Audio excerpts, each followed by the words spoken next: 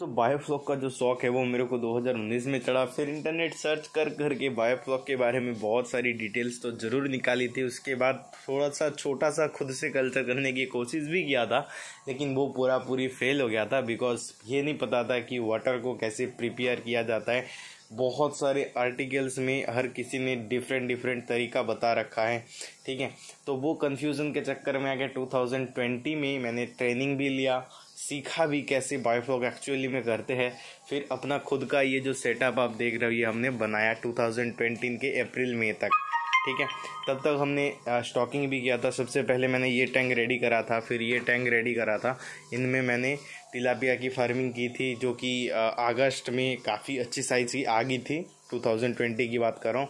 फिर एक एक्सीडेंट के कारण ये वाला पाइप खुल गया था, जिसकी वजह से एरिएशन नहीं गया दोनों टैंक में एंड मछलियाँ मर गई। उसकी वीडियोस यूट्यूब पे आपको मिल जाएंगी मेरी, ठीक है। तो वो एक लॉस हुआ, ठीक है।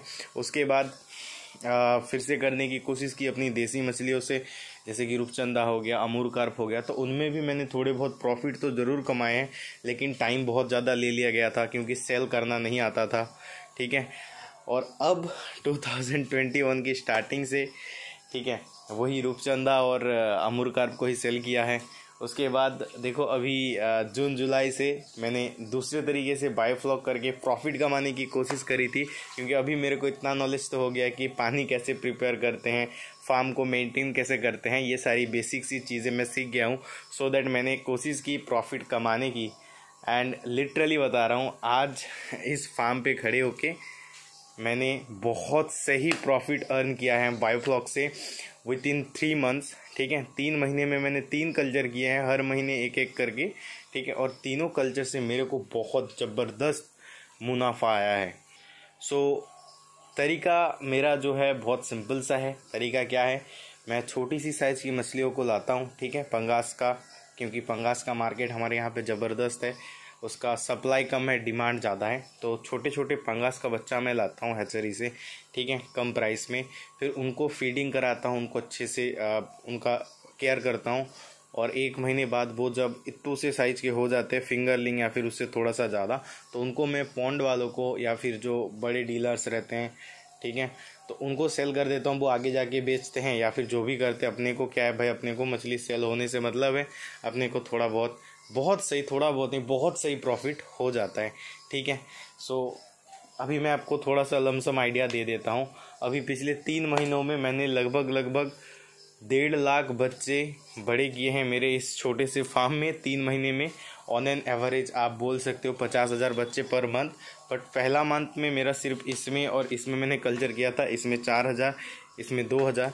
उसके बाद जो 2 कल्चर हुआ है, दोनों कल्चर में आप सोच सकते हो, दोनों कल्चर में लगभग 1.5 लाख मछलियों का मैंने यहाँ पे कल्चर किया है एंड उनको बड़ा करके सेल किया। बड़ा मतलब बहुत बड़ा नहीं, टेबल फिश नहीं, फिर से पॉन्ड में छोड़ने लायक। और उसमें जो कमीशन आया भाई, ज़बरदस्त आया है प्रॉफिट उसमें, ठीक है। कोई झंझट भी नहीं, मोर्टेलिटी भी बहुत कम होती है एंड ओवरऑल बहुत सही एक्सपीरियंस था मेरा। एंड फाइनली बायोफ्लॉक से मैंने प्रॉफिट करा लगभग 1.5 साल के बाद। तो समझ सकते हो, कोई भी बिजनेस जिसमें आप नहीं हो, आपके घर वाले नहीं जानते जिसके बारे में, या फिर आपको गाइड करने वाला कोई है नहीं अच्छा खासा, देन उस केस में उस बिज़नेस में आपको प्रॉफिट करने में सालों लग जाएंगे अगर आप इनएक्सपीरियंस्ड हो तो।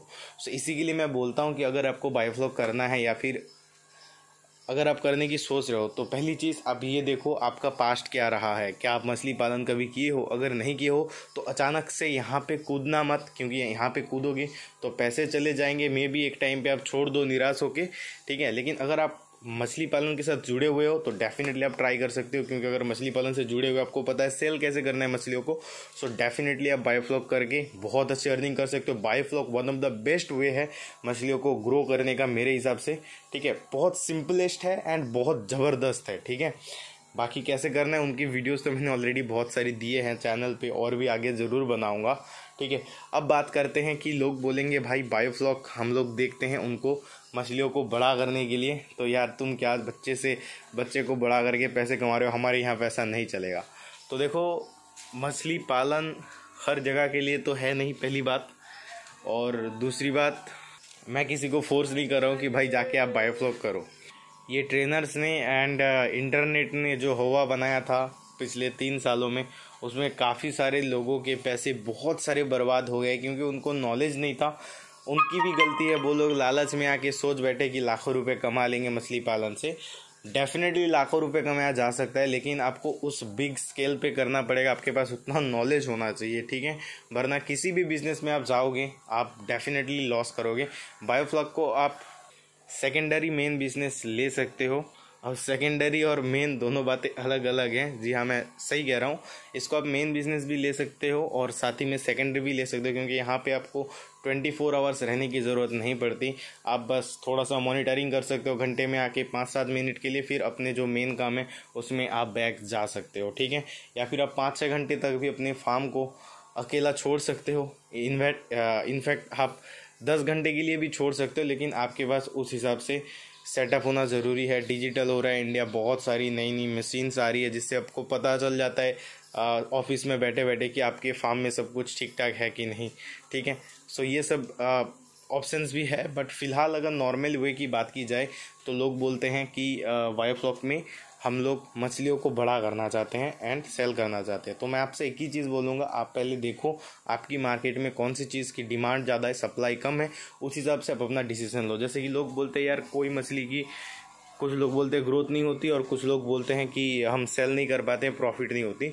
तो उस चीज़ को नज़र रखते हुए मैंने यहाँ पे कोई मछली स्टॉक की है, ठीक है। सो यहाँ पे देखोगे ये कोई मछली की टैंक है, छोटी सी टैंक। इसमें मैंने पहले ट्रायल किया था 7 दिन, क्योंकि इससे पहले मैंने कोई मछली पाला तो था लेकिन वो सारे मर गए थे, जो कि मेरे को जब नॉलेज ही नहीं था मैंने तब किया था। तो इस बार मेरे पास बायोफ्लॉक का अच्छा खासा नॉलेज तो हो ही चुका है, इतना कह सकते हैं 2 साल में, ठीक है। तो वो नॉलेज काम में लगा कि मैं कोशिश करूँ इनको ग्रो करने की। तो 7 दिन में इनकी ग्रोथ ज़बरदस्त आई थी। सो दैट अभी बड़ा टैंक में, जिसमें पहले मैं मछली की बच्चों को बड़ा करता था, सो उसमें भी अभी देखोगे तो कोई मछली ही है। एंड मेरी आवाज़ से इनको पता चल गया कि भाई खाना मिलने वाला है, तो चलो जल्दी वहाँ पे चलते हैं, ठीक है। तो देखो यहाँ पे मछली आ गई है। एक चीज़ बताऊँगा, टैंक ये काफ़ी बड़ा है, 20,000 लीटर का है, जिसमें अभी पानी 12-13 हज़ार लीटर होगा मेरे हिसाब से। सो और यहाँ पे जो मछली मैंने स्टॉक की है वो सिर्फ और सिर्फ 1000 पीस है। यहाँ पे 1000 पीसेस है, यहाँ पे 200 पीसेस है, और ये लगभग 10-12 दिन हो गए हैं इनको स्टॉक किए हुए, और ये 20 दिन के अराउंड होंगे, ठीक है। ग्रोथ ठीक ठाक है, नहीं पता, पहले कोई नहीं किया है तो ग्रोथ की नॉलेज नहीं है, बट इतना है कि देख पा रहा हूँ डेली का कि ग्रोथ हो रहा है मछलियों का, एंड ओवरऑल ठीक ठाक है। 2 महीना टाइम है मेरे पास, सो दैट मैंने बहुत लो डेंसिटी पे किया। उसके बाद सर्दी आने वाली है, और सर्दी में टैंक में अगर मछलियाँ रहेगी तो दिक्कत आएगी, मरना स्टार्ट होगी। बहुत सुना है इसके बारे में कि कोई मछली को बहुत ज़्यादा दिक्कत होती है सर्दियों में, तो बहुत कम डेंसिटी पे कर रहा हूँ, ठीक है, ताकि जल्दी से ग्रोथ हो जाए, अपन थोड़ा सेल करें मार्केट में और मार्केट को एक्सपीरियंस कर पाए।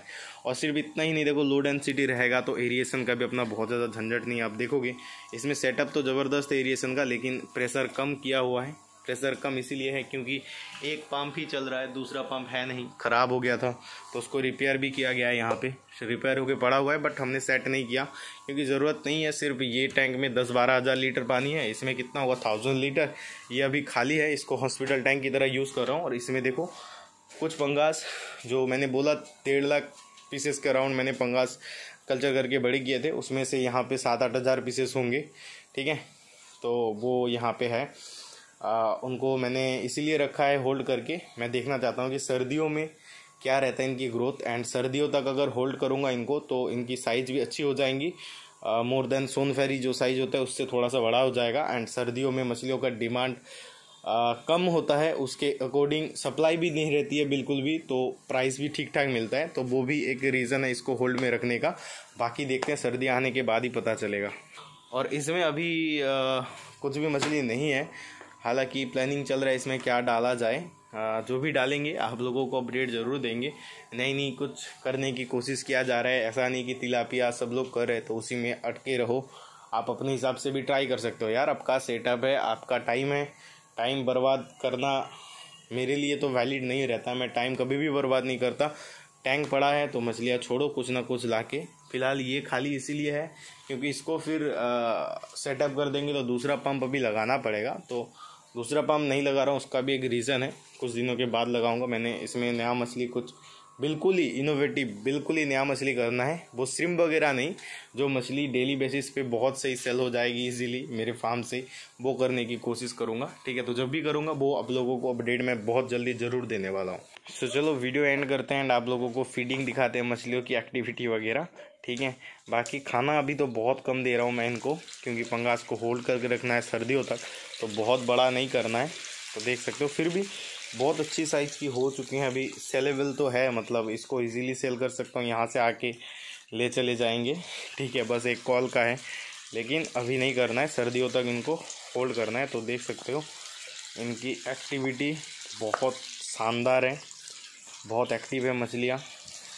ऑल्दो पानी में फ्लॉक भी बहुत कम है, क्योंकि खा जाती हैं यार फ्लॉक सारी की सारी। FCR बहुत कम आता है पंगास का। जो लोग बोलते हैं बहुत ज़्यादा खाती है पंगास, तो आप खाना देते हो तो खाती है, कम दो, कम खाएगी, फ्लॉक ज़्यादा खाएगी। पंगास की तो आपने देख ली। अब चलो कोई का दिखाता हूँ। सो ये यहाँ पे 200 पीस है। सो देखो साइज़ भी ठीक ठाक आ चुकी हैं 20 दिन में लगभग। ये 1000 लाइन के आसपास का बच्चा था मेरे हिसाब से, याद नहीं है, देखना पड़ेगा, लिखा हुआ है। बाकी देख लो, इनका बहुत सी एक्टिविटी है। सो उम्मीद कर रहा हूँ ये 1.5 महीने में, अगले 1.5 महीने में इनको हार्वेस्ट करूँ, और उसका भी वीडियो बनाऊँगा ज़रूर मार्केट को लेके। और ये देखो इनका, देखो क्या सीन है।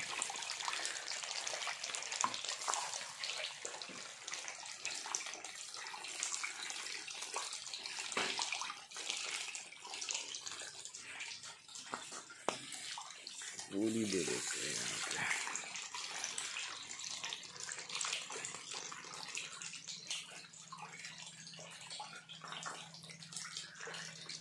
बहुत ज़बरदस्त है। 2 टाइम खाना दे रहा हूँ अभी इनको, क्योंकि बहुत ज़्यादा खाना देने के बाद क्या हो जाएगा, मछली की बॉडी पे फैट आ जाएगा और उससे इनका शेप बिगड़ जाता है। और अगर एक बार शेप चेंज हो गया बॉडी का, तो फिर वो सेल करने में दिक्कत होती है। ये सब वैसे मैंने सुना है, एक्सपीरियंस तो नहीं किया कोई के केस में। बाकी जब अपना भी सेल होगा तो देखेंगे। हालांकि बहुत ज़्यादा प्रोडक्शन तो नहीं होने वाला, 1000 पीस है यहाँ पे, सिर्फ यहाँ पे 200 हैं, तो लगभग 1200 के हैं। 1200 भी नहीं होंगे, थोड़े से कम होंगे, क्योंकि 1000 पीस नहीं था इसमें, थोड़ा कम ही था। बाकी आपने अगर वीडियो को एंजॉय किया है, आपको इन्फॉर्मेटिव लगा है, तो डेफिनेटली एक लाइक कीजिएगा एंड कमेंट करके अपनी थॉट्स ज़रूर बताना। और जो भी दिक्कत आती है आप कमेंट करके पूछ सकते हो, नंबर भी मिल जाएगा मेरा, थोड़ा ढूंढोगे इधर उधर तो। बट एक ही चीज़ बोलूँगा यार, ट्रेनिंग वगैरह करके या फिर विदाउट नॉलेज कल्चर स्टार्ट करके पैसे बर्बाद करने की ज़रूरत नहीं है। पैसे ज़्यादा है तो मेरे को सेंड कर दो, ठीक है, मैसेज करना, मैं अपनी बैंक डिटेल्स दे दूँगा, ठीक है। ट्रेनिंग वगैरह करा करके या फिर बहुत ज़्यादा खर्चा करके बहुत कुछ मुनाफा यहाँ से आपको नहीं आने वाला। तो अगर आप करना चाहते हो तो सोच समझ के करो, तो प्रॉफिट डेफिनेटली है, बहुत सही बिजनेस है, लेकिन उतना कुछ खास नहीं है। मतलब इसमें काम भी आपको बहुत ज़्यादा करना पड़ेगा, टाइम टू टाइम इसका देखभाल करना पड़ेगा, ठीक है। अगर आप छोटी सी भी गलती करोगे, आप एक बार गलती करोगे, लेकिन भुगतना आपको पूरा कल्चर भुगतना पड़ेगा, ठीक है। तो वो सारी चीज़ें भी दिमाग में रखना। बाकी चलो मैं मिलता हूँ नए वाले वीडियो में, तब तक के लिए बाय बाय, टेक केयर, जय हिंद।